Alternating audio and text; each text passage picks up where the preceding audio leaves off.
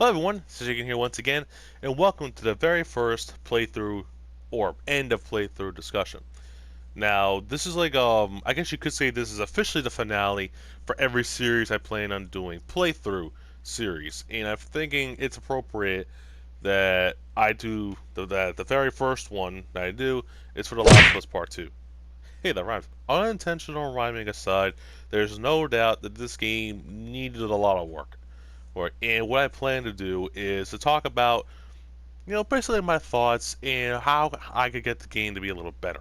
Now, as you can tell during the walkthrough, I was pretty goddamn miserable. How to tell if somebody's lying. Who cares?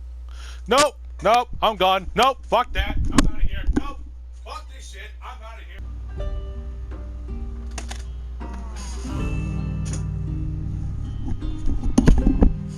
I'm done. So instead of reacting in the moment, let's take a look back and look at this game as a whole. Now, I know usually when you review a game, you look, or a movie or any kind of media, you get the good things out of the way first, so you can start on a good note. I'm not going to do that. Let's start with what The Last of Us Part 2 gets wrong. First, we'll start with Joel's death. Joel, get up. Joel, fucking get up. Please stop. Please don't shoot. Joel, please get up. No! Now, am I angry that Joel died? A little bit. But it's not the reason why I think the game fell flat. The reason why I am somewhat pissed off with Joel's death was because it had it was not done well, basically, just to say in the most bare form possible. It was not done well. Now, first we have Tommy breaking character, where by announcing to the whole crew that they didn't even know that not only who they are, but where they're from and where they're located, which does not make sense. What are y'all doing out this way? Just passing through. You two live nearby? We do. A few hours down the hill. Y'all should come back with us, restock before we head out. Appreciate it. I'm Mel, brother. Tommy, this is my brother. Joe. Because as we saw from the first game, they were extremely wary when Joel and Ellie arrived at the dam. Remember that? But here, it's as if Tommy's learning to look past that. Despite the fact, what Tommy should have been is ask him, what are you guys doing so close to Jackson? Since Tommy is very protective of Jackson. Especially considering the fact that at first he was pretty, what's the word? He was pretty hesitant at first to get revenge because he said in order to do this right, to get the amount of guys we need to get the job done, it will leave Jackson vulnerable. I feel like this is just forceful writing so Tommy could make a mistake announcing that they're Tommy and Joel, so that way we can get Joel's death scene going. Now, the actual scene itself is directed and acted nicely, but that cannot hold up the merit, the fact that the scene itself is not warranted. I'm not saying Joel didn't deserve to die. I'm not saying he did deserve to die. I'm just saying if this game if they wanted to have a death scene with Joel to get the rest of the game going, to get that kind of emotional response, it needed to be done much better. Better writing and much better direction. Not only that, but you can't shake the fact that Joel died in vain. Ellie not getting revenge, well, she kind of did, but officially getting revenge on someone for someone's death is killing those who killed that person. And that just did not happen. Remember the very first Last of Us Part 2 reveal trailer? What are you doing, kiddo? You really gonna go through with this?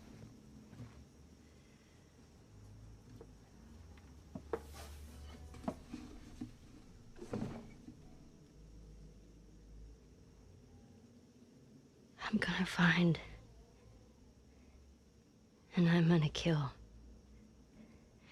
Every last one of them. Yeah, that was a fucking lie. Now, how I would have fixed Joel's death, personally, I think they should have been where it's revealed right off the bat that the wolves were, or Abby's group, was immediately bad guys. Like, they, like, maybe not at first, but they don't first stumble upon Joel or Tommy. They stumble upon Jesse, Ellie, and Dina. What they should have done was held them hostage. And Joel and Tommy come in, realize the situation. Abby realizes that is Joel, and they make a deal, or some kind, or a deal that's not on borrowed ground, whatever the hell that means. I think what Joel should have done, he should have gave his life. He should have gave his life, like he said, like if Joel proposed to Abby, let them go, and you can have me. I think that made his death a lot more warranted. And the fact that Ellie getting revenge is going against Joel's dying wish. Or going against Joel's proposal. Because by getting after revenge, it's setting them up for death. And it would make Joel look like a bad guy or kind of like a martyr. But in reality, he was giving up his own life for the safety and well-being of others. I think that would have been a lot better. If it was written properly and directed properly, I think that scene would have been amazing. Probably one of the best scenes in the game. But no, it's dumbed down just so that we can just keep the train going. I think if you had this game's ending with Ellie sparing Abby in the scene that I just came up with, it would be so much better. It would feel so much better. Ellie realizing, oh wait, this might not have been what Joel wanted. And leaves Abby go. But doing this, maybe Joel wanted her dead. Maybe Joel would have wanted Ellie to get revenge because he died for no warranted reason. Now I know Joel killed Abby, or Abby killed Joel because why? God damn it! We all know Abby killed Joel because Joel killed her father at the end of the first game because he's one of the doctors that was going to perform surgery on Ellie. However, it's not like Jerry was exactly he wasn't exactly innocent. For one thing, he was standing his ground. He was holding a scalpel. He was ready to kill Joel. So really, Joel just kind of just did what he had to do. If he has hands up and Joel killed him, okay, then all right then. But Jerry could have easily just gave Ellie up. He could have said, "Hey, here, take her. Don't kill any of us," and that would have been fine, personally. But no, we had to get. Oh, the Jerry was willing to fight for the cause, which we don't even know what the Fireflies were planning on doing with the cure, which is like one of the things that they were kind of hinting at. Remember that whole second half of the museum flashback? We were starting to get more detail on the Fireflies being who they weren't really saying who they were. They were saying that they were the light, they were the way out, but really they were doing the same amount of damage that the military was doing. They were killing innocent people. They were actually somewhat being hinted at as terrorists. But that leads nowhere. And I'll get to that later. But back to the original point, even though his death itself was not the main reason why the game fell flat, it did cause me to tear up. I will admit that. But it just wasn't done properly. Now let's get to my second other point, and that is Dina. Now, you guys know my feelings on Dina. I hated her at the beginning. I started to somewhat still hate her again. But I don't hate her. I hate what she stands for. And what she stands for are characters that they obviously want you to like or to care for, despite us not warming up to them. And what I mean by that, basically, when we first meet Dina in the first 5 minutes, we already know what she's like. And her character and her personality are kind of forced upon us. And aside from that, she's not really an interesting character. There's never one time in the game, not even one time in the game, where she says something interesting, where she says something that made me stop dead on my tracks and realize, wait a minute, that's actually kind of genius. She never told a story or an experience that made me reach for the tissues. None of that. She's a video game character embodiment of drywall. It's just there. What is her character? Nothing. She swaps, but not in a good way. she's like, what is she, happy, go get around? But she's so easily, she can get so easily depressing at times, and so boring at times. She's loyal apparently to Ellie because she is willing to go to Seattle with Ellie when after Joel dies. But when Ellie starts suffering from PTSD flashbacks and nightmares, and realizing that maybe Ellie does need to do this, because at first it was just revenge, but now it's getting like deeper than that. She is not being loyal because she leaves her at the end. That is not Dina. And if that is, then what was her original purpose? Was she just going because she just wanted to be with Ellie? Because if she truly cared for her, maybe she should have allowed her to go and she would have stayed there. Maybe that ending with Dina leaving might have been warranted if Ellie did get revenge. If Ellie did get revenge, that might have been warranted because I realized, oh wait, getting revenge was what caused you to split up in the first place. Which is honestly a pretty stupid thing to do. Or a stupid cause and effect. But it's just she performs self-character assassination on herself. At first she's loyal, willing to go to Seattle while pregnant, by the way, and I'll get to that. But now she's completely fit for combat duty, barely, and she thinks it's not worth it anymore. Now, this game, I think this whole, and actually that's a point I'll get to later on. But in conclusion, Dina is she's just not an interesting character. Honestly, I would prefer it if it was Ellie and Jesse, personally, because Jesse seemed a lot cooler. Not only that, but his character seemed a lot more interesting and much more in depth than Dina's, personally speaking. And I'm about to say something, and I know a lot of you are going to start commenting, throwing accusations at me, but I want you to hear me out. Ellie and Dina's relationship had no business being in the game. Let me speak my mind. I'm obviously not, I am against Ellie and Dina's relationship. That does not mean I'm against homosexual relationships in video games or any kind of media. And let me explain why. I think the relationship is pointless. For one, we do not really know Dina at first. And they're already explaining that this might be something going on. Like, the first time jump, we hear that they kissed. Do I care? Yet. No. The Walking Dead, the final season, if you wanted to romance whatever her name was, you at least got to know them first. That was done well. But here, not even 20 minutes, and we already know. We're already told of a possible relationship going on, and then it's full on confirmed. And every scene with them turns into a goddamn college, high school drama film. It's every scene they get that they start to get intimate or flirty with each other. It's not written well. It's not even acted well. And overall, this does not scream The Last of Us. Do I play The Last of Us? No. Do I play The Last of Us because of lesbian relations going on? No, I do not. Now, you could say, oh, wait a minute, they hinted that at the Left Behind DLC. Remember Riley? Yeah, I remember Riley.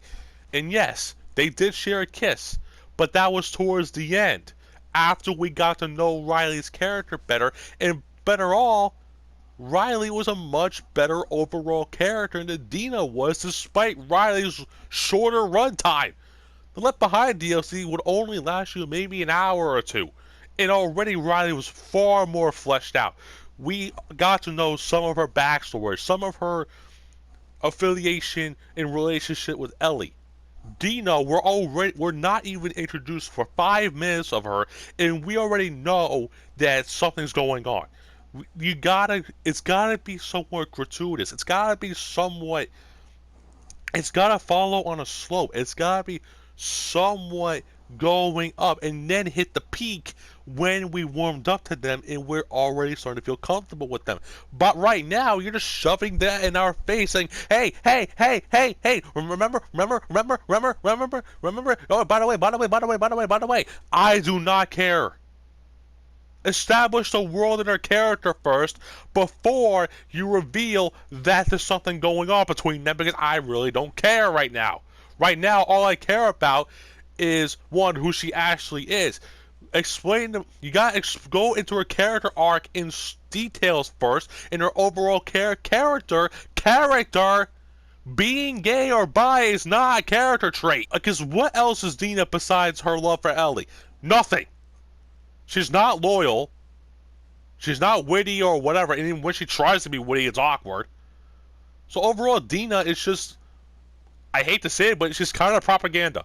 I know it made me sound, and I know that made me sound, I know that makes me sound like a conspiracy theorist or someone who complains that there's a lesbian relationship in the game. I complain when there is a lesbian relationship or gay relationship in a video game or whatever kind of media, if it's not done properly.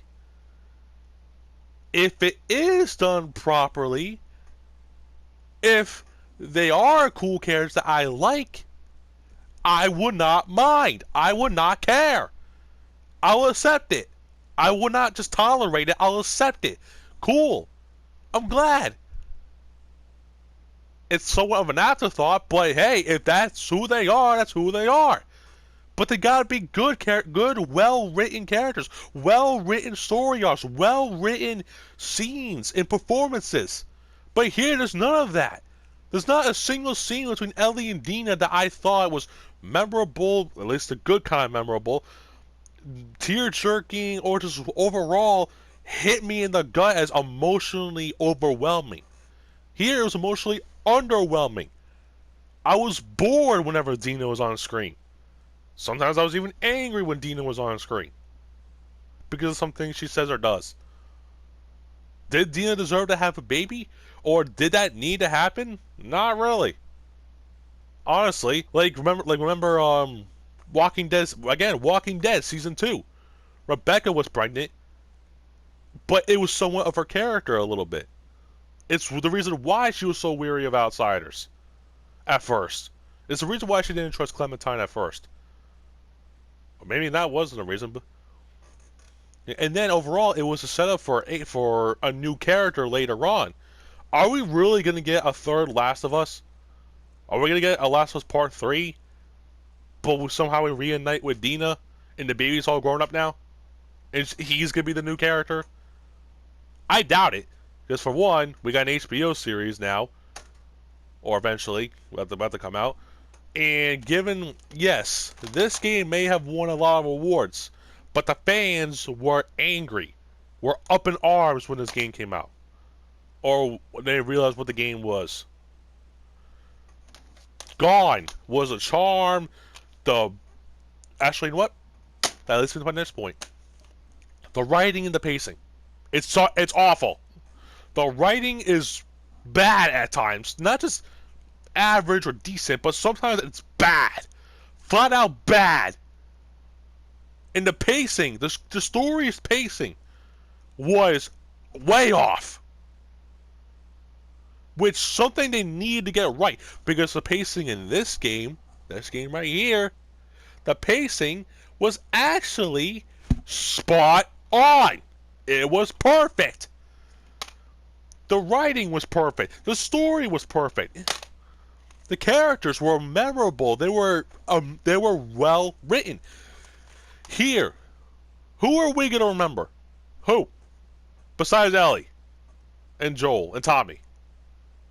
I mean, of course, we're probably gonna remember Abby because we play as her for half the fucking game. But I'm not gonna remember her memories well. In fact, I'm pretty sure Abby has become one of the most hated video game characters at the moment. Yes, Up there with General Shepard from Modern Warfare 2. Up there with Micah Bell from Red Dead Redemption 2. What is it with like Part 2 games that get such hated characters? Back to the writing and the pacing is all off. Which was something they needed to get right. Like Part 2, so many flashbacks. Flashbacks, man. I think there are more and sometimes there are flashbacks in flashbacks. I haven't seen this many flashbacks since It. The terrible It. Now, are there some flashback scenes that are great? Yes. There's the museum flashback with Ellie and Joel. And hell, even the hunting lodge. Or whatever it was. The hotel, I think. Yeah, the hotel flashback with Ellie and Joel. But all the other flashbacks when we play as Abby, they're not memorable. In fact, sometimes they're pointless. Like that one where you play with the toy bow and arrow. Is that really warranted? Was that really interesting enough to waste 30 minutes on? No. All it was a bunch of crappy exposition between Abby and Owen, and for Abby, I think, to reveal that apparently some ex-Fireflies rolled through and revealed that someone who looked and sounded like Tommy was in Jackson. And maybe Joel would be there as well. That could have just been a cutscene. Or better yet, just ignored the story itself. Now, the story is obviously trying to tell a revenge is wrong storyline. If you're going to do that, you better make sure the character gets revenge. Which Ellie doesn't. Now, you could say the revenge aspect was on Abby's part. Because remember, Abby gets revenge on Joel. And this leads to Ellie killing some of Abby's friends. And that could have been her punishment. But here's the thing, though. It's kind of pointless. Because, as we see, a bunch of her friends were already getting killed by scars. So if there was no other threat, it might have been more warranted. But seeing that already some of them were already getting killed, it was probably gonna happen regardless. Considering the fact that Owen killed one of them, and one of them, what was her name, Leia or whatever, from the beginning. See, I don't even remember her name. Were killed by scars at the TV broadcasting station.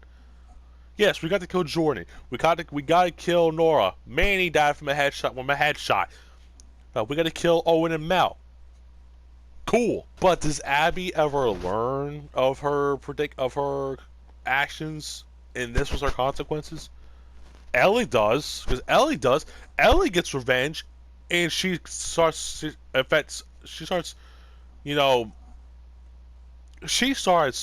suffering through consequences, mostly just feeling bad, because she tortures Nora, and she almost just has a mental breakdown after killing Mel, who was pregnant. But Abby is proven to be a much worse person than Ellie is, because she can torture, she can kill. She was about to kill a pregnant woman with no repercussions. It was Lev who stepped in and stopped Abby from killing Dina. So Abby really does not learn. There were two scenes that I was waiting for in the whole game. One of them was Joel explaining to Ellie in that very last cutscene, or any cutscene in the game for that matter, explaining to Ellie why he did what he did. Because as we all know, towards the end of the first game, pretty much after the university, or after Jackson, or after Tommy's dam, Joel and Ellie's relationship starts getting more tight. They go from just courier and package to more like somewhat like father and daughter towards the end. Especially right after Ellie kills Dave. We hear Joel call her baby girl, which is what he calls Sarah, his real daughter, the night before she died. And by the way, that relationship goes freaking nowhere, because we know Ellie starts hating Joel's guts, And even though we see in the end that she started to somewhat forgive him, we never get that moment. We never get that moment when Joel just flat out opens himself, and just breaks down and explains to Ellie that he didn't want her to die, not because he was feeling selfish or whatever. He just couldn't face the fact that he was going to lose someone again. If anything, he was kind of like Ellie. He was scared of being alone. Ellie was like that. Ellie's like that. She was afraid of being alone, and Joel was facing that fear once again. So really, she might have been able to understand, because she too shares that fear. Now, the other scene that I was looking forward to, or what could have made the game a lot better, is at the end, when Ellie spares Abby. Imagine right after Ellie tells Abby to leave. Abby does not leave.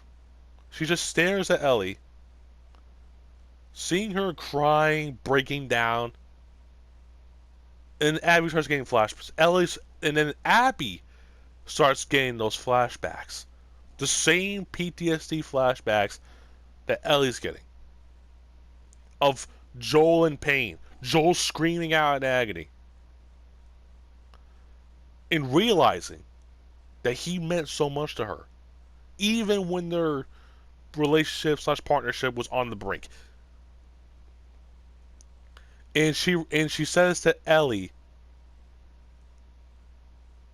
"He really meant that much to you, did he?"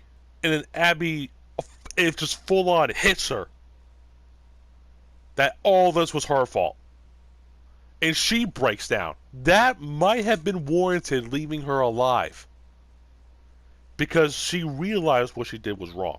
If she never realizes that, maybe she did off screen. But off screen does not count unless we get to see it. Maybe they don't realize it, but maybe we just have to realize it. We have to realize that what she did was wrong. No, they leave it up in the air. You can only leave so much up. You can only leave so much up in the air as you can until it just falls right on top of your head and knocks you out. There needed to be some kind of somber moment between adversaries. Now, I'm gonna reference Red Dead Redemption 2 here. Yeah, John did the wrong thing by getting revenge on Micah. And then through that montage, we see that the feds were still, that, Micah was still in the feds' ear. We're still in the government's ear. Now they lost their only lead to Dutch. So what they do, they start asking around, for other members of the gang.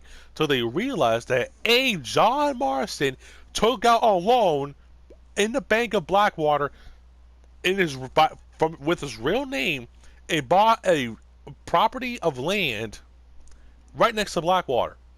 And that's what realized, oh wait, now we got our lead. And that's what caused the first game to happen. I know, because Red Dead Redemption 2 was a prequel, and that made it easier. But it's still possible to do it in a sequel. It's not that hard. Like, I just solved it for you. What if in that one final moment you see Ellie's full-on reaction? Abby witnesses Ellie's breakdown. Then it hits her. It would have been an amazing moment. It would have made the game warranted enough. The rest of the game would still have problems, but it would have been from an average game to probably a great game. Because the whole time, I doubt Abby even learns, or is even compatible with learning, because after she finds out that Mel and Owen are dead, what does she do? She tries to get revenge. She holds Tommy hostage. She kills Jesse. She almost kills Tommy. Was about to kill Ellie. And was dead set on killing Ellie, planning on killing Ellie, and was almost about to kill Dina. She learns nothing. Because how is she actually a good person by helping out the Scars, but still kills people she doesn't even know? Oh, and was about to kill a pregnant woman. where Ellie kills a pregnant woman, but didn't even know she was pregnant. When she realizes she has almost on the edge of a mental breakdown. Abby's not a good, well-written character. She's not. And also, how come Ellie suffers so much from killing a lot of Abby's friends?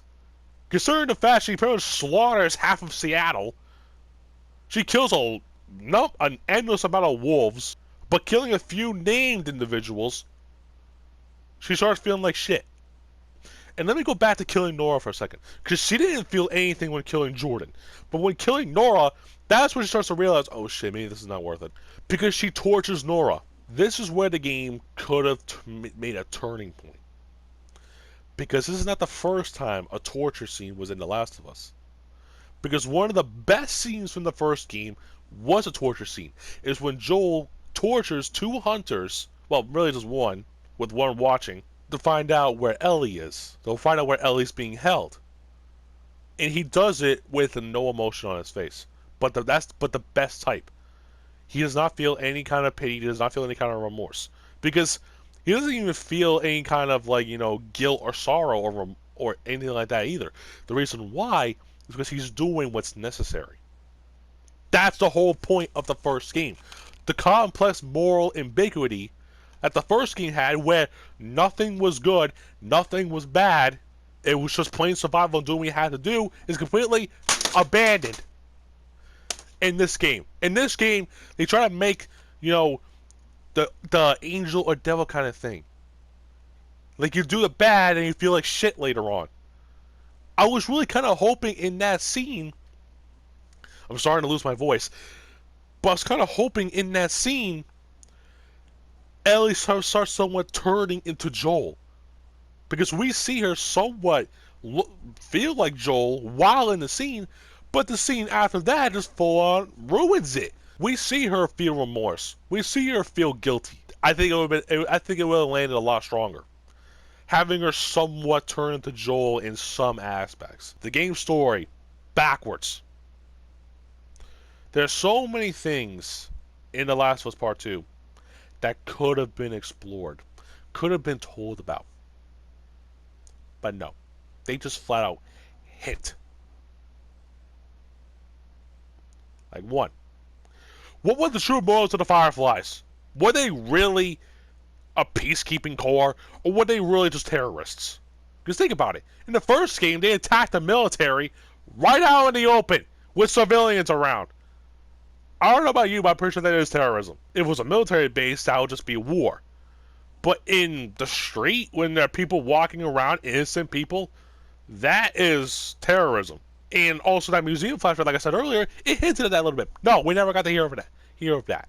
Two, what exactly are shamblers? We know what, I mean, I guess we can know what shamblers are, but I want to explore more of the infected evolving. I wanted to see more of that. But no. What do we have to see?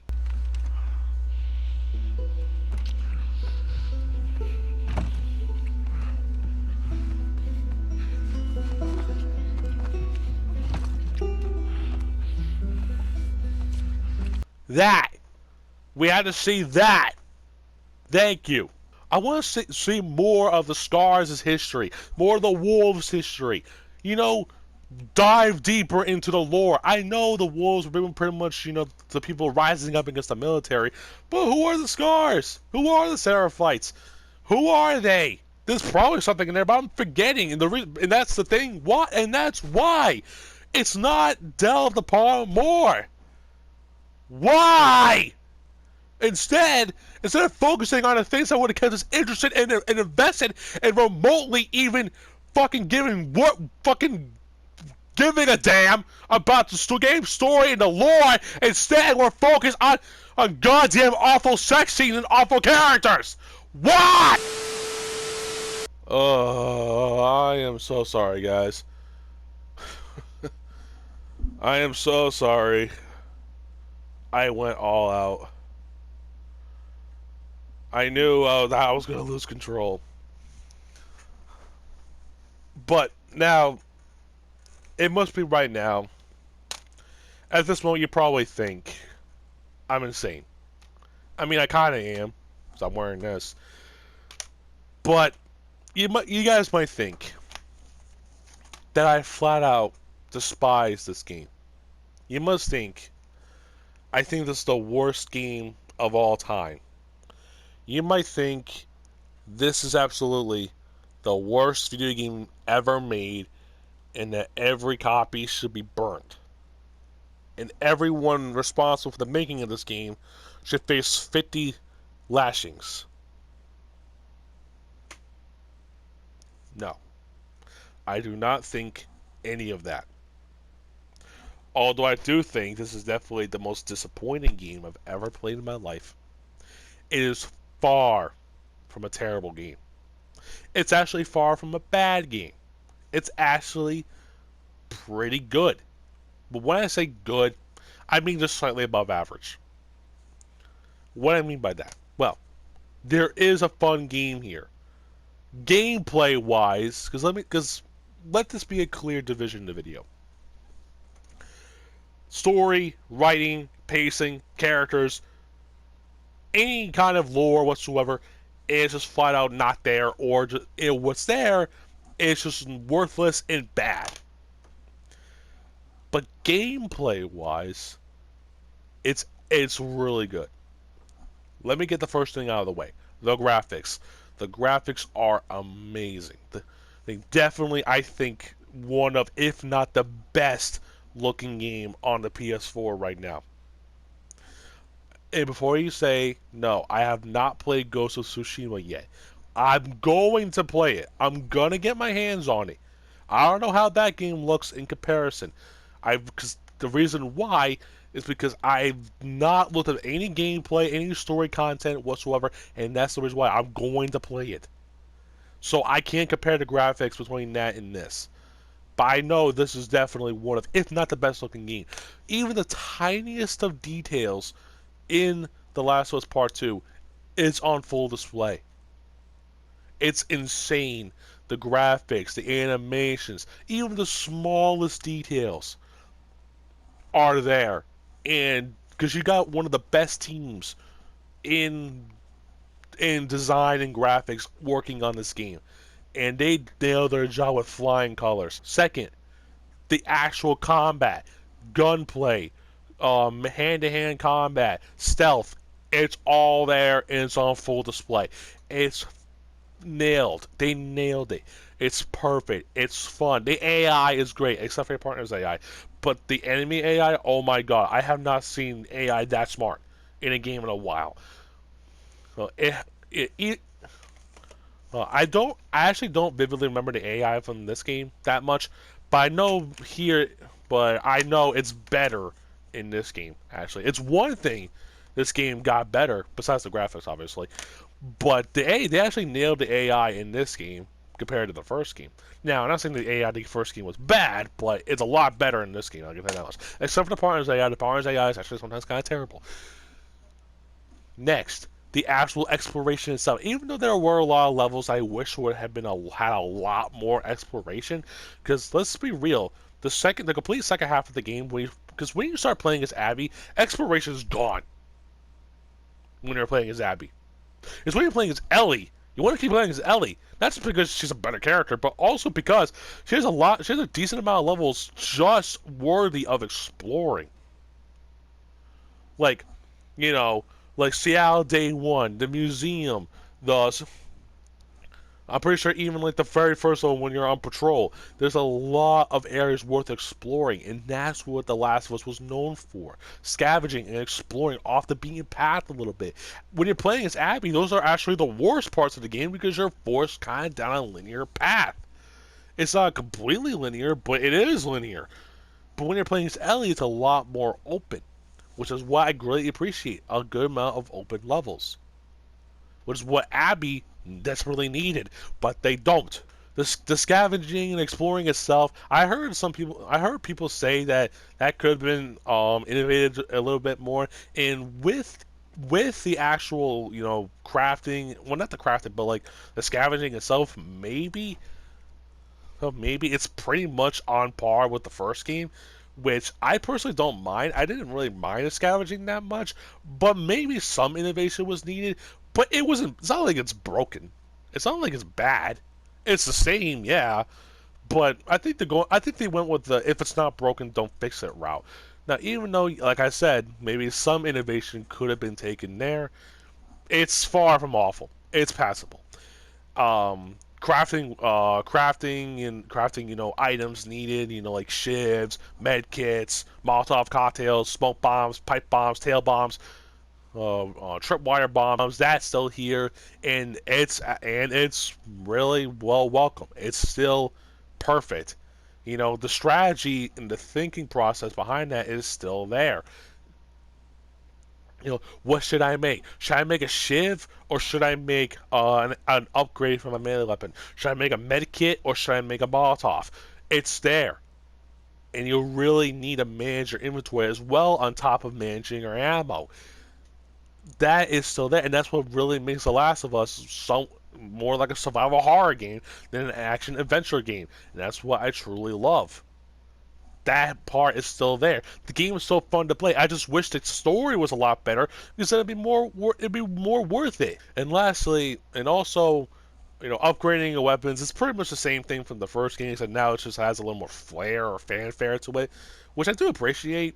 Upgrading a character is more of the same, except now they add a whole bunch more. There's different branches that you can unlock by finding different training manuals. Because back in the first game, training manuals just gave you extra abilities or different upgrades. But here, training manuals, I believe, give you different branches of upgrades, and they add a lot, like crafting silencers, better listening modes, distance, faster walking, or whatever. It's a lot. It is a lot. But I'd rather have a lot than not enough. So I do gotta praise them on that. And lastly, and this could be both praise and a negative. There's a decent amount of of set pieces in the game, but not a lot of full-on memorable or amazing ones. Like I said, like I keep saying, the museum, that's one of the best parts of the game without a doubt. But after that, the best, I guess you could say, set pieces are in the game, or I guess the car scene with Jesse that doesn't even last for 5 minutes. The boss battles are amazing. The bloater boss battles, the Rat King boss battle, that was amazing. That was really well done. The Rattler compound was fucking amazing. But that's it. That is it. The first Last of Us had a whole lot more. Okay, maybe not a whole lot more, but the first one made up for the not a lot of set pieces with a very memorable story parts, very memorable story scenes, which this one doesn't really have. It doesn't. There's not really a lot of story scenes in the game that really. Even though the game made me wonder, okay, what's going to happen next?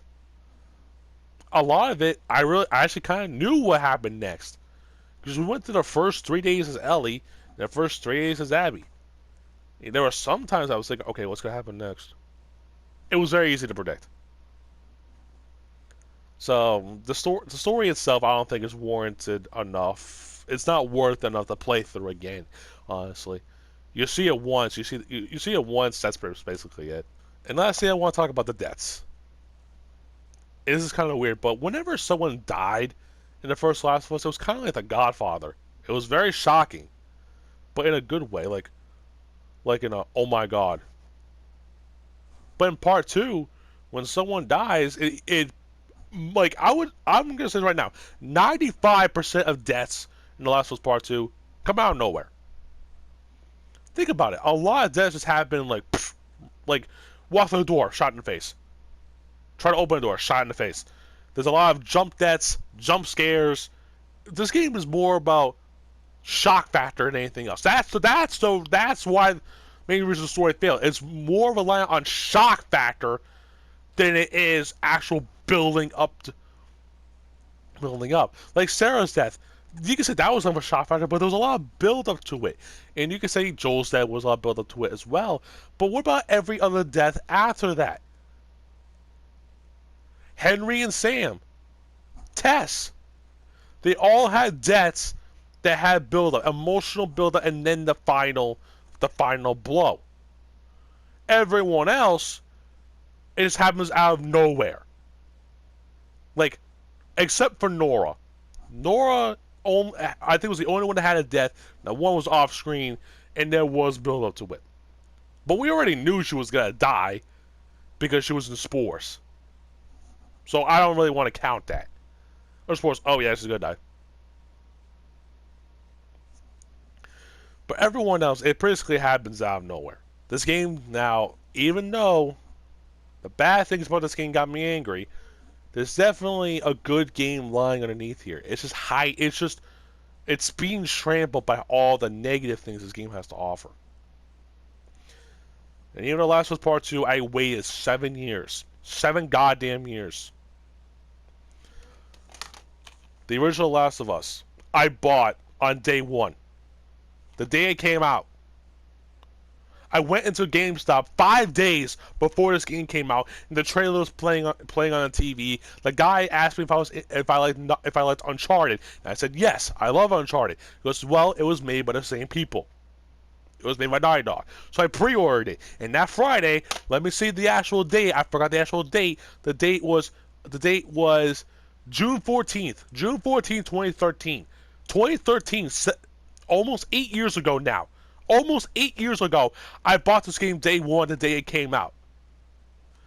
I was been waiting 7 years for the game, for this game to come out, and now I'm sitting here pondering whether or not I want to play it again. I did not want that reaction, but despite that, like I said, there is a good game here, but it's being trampled. It's being curb stopped by all the bullshit this game has. And that's why I'm giving The Last of Us Part 2 a official chicken rating of I want to give it a 7. I want to give it a 5, but I think I have to give it a 6. A 6 out of 10.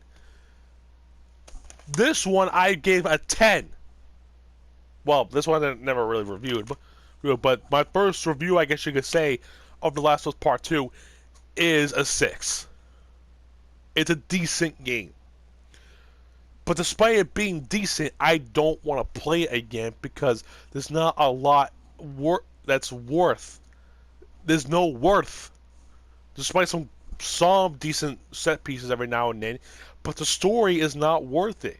The characters aren't worth it. But despite all that, there's still one more thing I gotta do with The Last of Us Part 2. I have to go back. I have to play it again.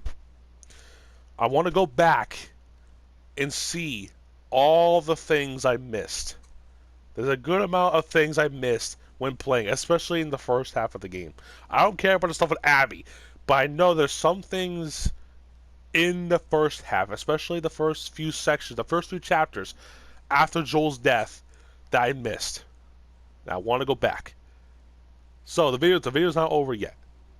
Now, I'm now wrapping the bow on The Last of Us Part 2. This is officially the last video I'm going to make on it.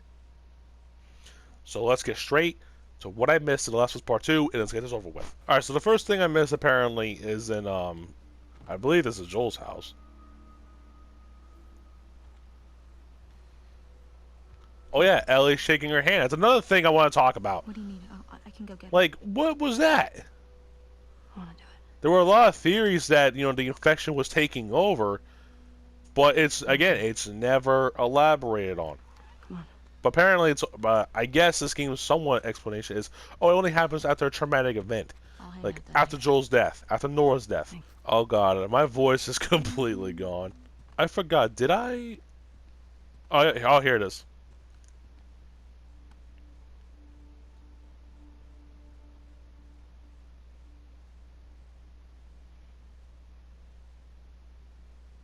That's what I missed.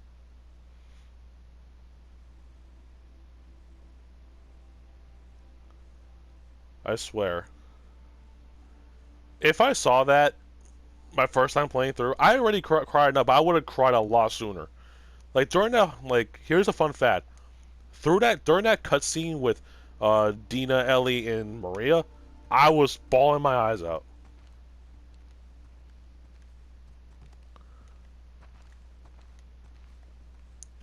And I think I went in. Did I go? Did I come in here? I don't think I did.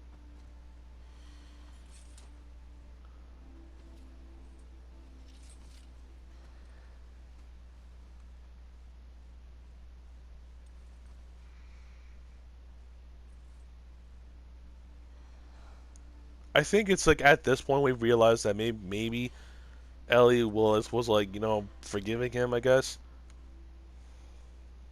Because we know, like, she said that she would like to try, and I guess it took Joel dying to officially sponsor that. Well, that's all I got for this section, so on to the next section. Holy shit. Okay, there's one thing It's a motherfucking dinosaur. yeah. Okay, there's one thing I did miss, and there is a journal entry here. That I missed. King of the tyrant lizards. That's a big boy. But, you know, for memory's sake, or sanity's sake, let's go up the tail again.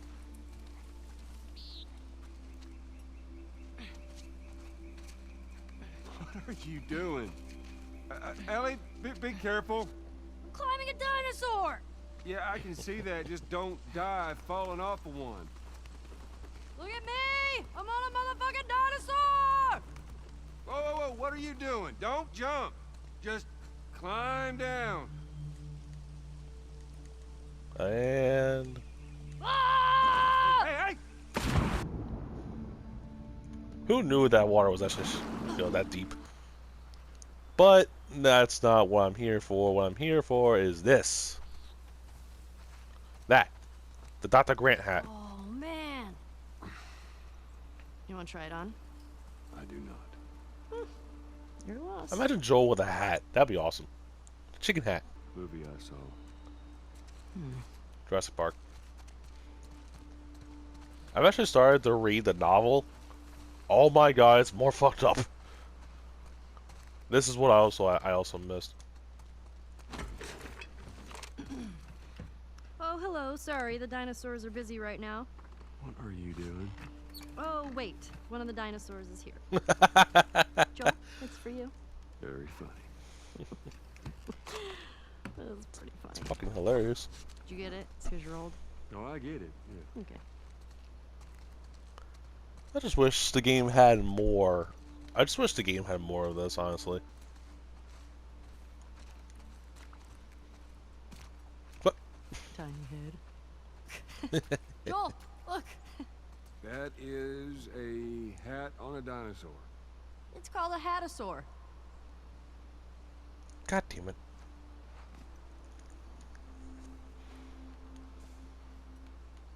Hatasaur. I think that's what I'm gonna call Hatter from now on. Hatasaur. Put my hat on this one, on this guy. Yes. Hey, is this gonna be a thing? Please don't let it be a thing. You get it back? Yes. I want to see how many I want to see how many dinosaurs I could put the hat on. Oh, please somebody could put it on here. Please somebody could put the hat on here. Please somebody could put the hat on here. Please tell me. Please. Please. Please. Please. Please. Please. Please.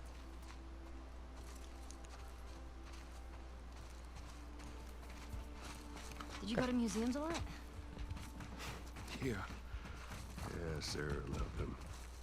I swear that girl dragged me to every damn museum in Texas.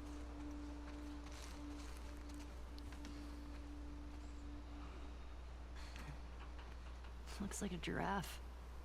Yeah, it does, doesn't it? Hey, Yes. I see the appeal.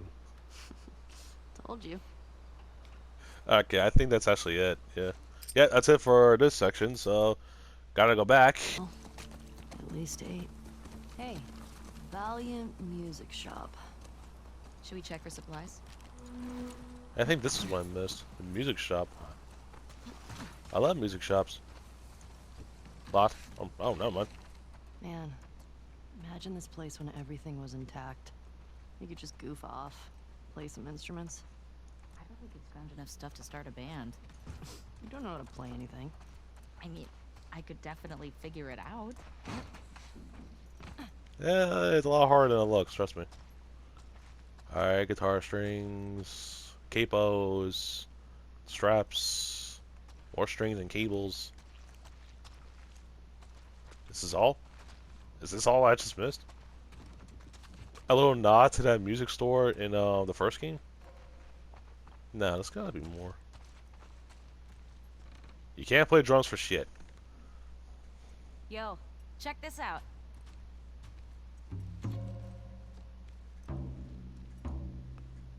You're supposed to play with sticks, dumbass. Oh, wow, that was... I'm pretty sure you can't just An interesting hit idea. a cymbal Excuse me. with your hand. I am a natural. I think that would hurt. I mean, I've never I tried love it. But, you. Whatever. well, We're starting a band.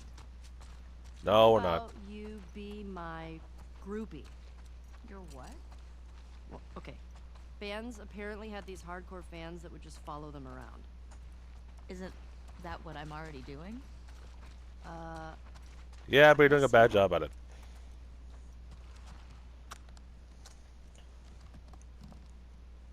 Okay, well, alright. There's no way a guitar is that well tuned. Just sitting in a case like that.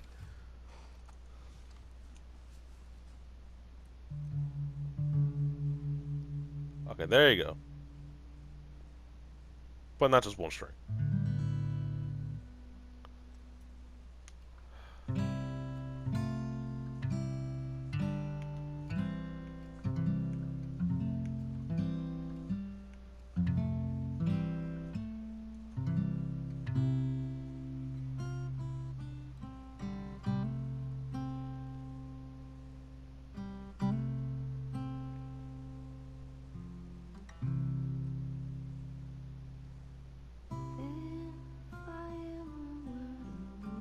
Oh. This is like I think this is the first time Ellie starts What was playing that that? song. Nothing. Well, nothing sure sounds nice. Remember that night by the bonfire? Yeah. Yeah, every time Dina's here, she's just ugh. Oh, different key. I gotcha. C sharp minor, F sharp, E, B.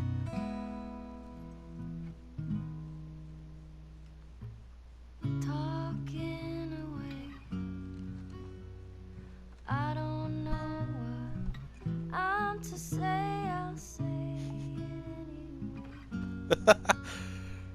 anyway. Take on me?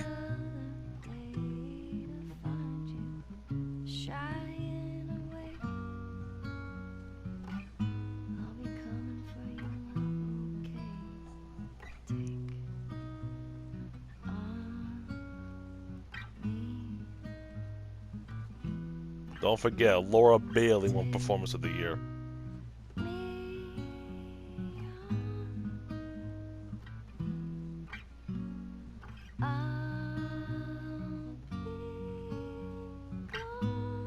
Okay, she hit that high note.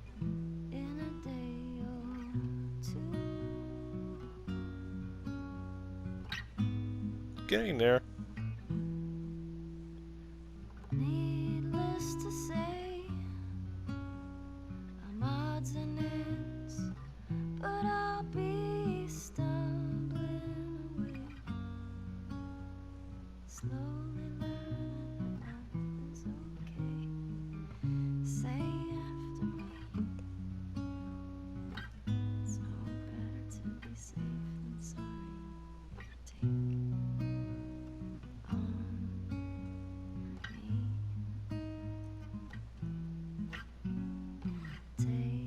Imagine if she started playing Through the Valley.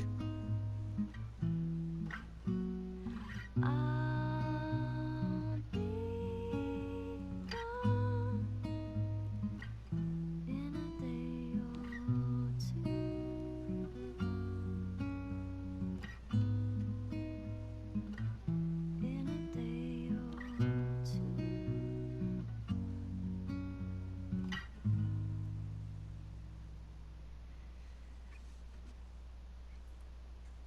You should have kissed me then.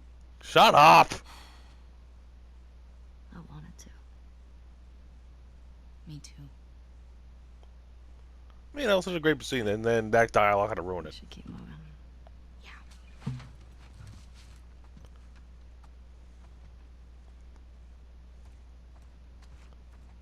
Alright, well, that's all I missed. I'm pretty sure, I mean, I don't know if there are other stuff, but at least that was like the major stuff, like, you know, the important stuff. So, alright, well, this was the end of the road. The end of The Last of Us Part 2. Maybe even, well, I don't know if this is the end of The Last of Us ever. Do I want it to end? Well, if they keep continuing this story, yeah, I want it to end. But you know, this world, this world that they've established, it has a lot of potential. Like Red Dead Revolver, then Red Dead Redemption. It started a whole new story. Red Dead Redemption 2 added on to that story. And if Rockstar decides to make another Red Dead, they could do a whole other story with new characters. Grand Theft Auto, it's new characters, new location every time. Why can't they do the same for here? I mean, I know Naughty Dog's not really like that. You know, like Uncharted, they just kept continuing the story, and then they did a spin-off. Maybe they'll do the same for Last of Us. Maybe they'll do what Rockstar's doing. I don't know what they're doing. But I don't want to see. I don't want this, but I also don't want this to be the end. If they do decide to continue the story, let's just hope the next time is a lot better. A lot better. Or they just decide to completely rework this game, and now be happy. And that'll be the end. Well, but this is my end to The Last of Us Part 2.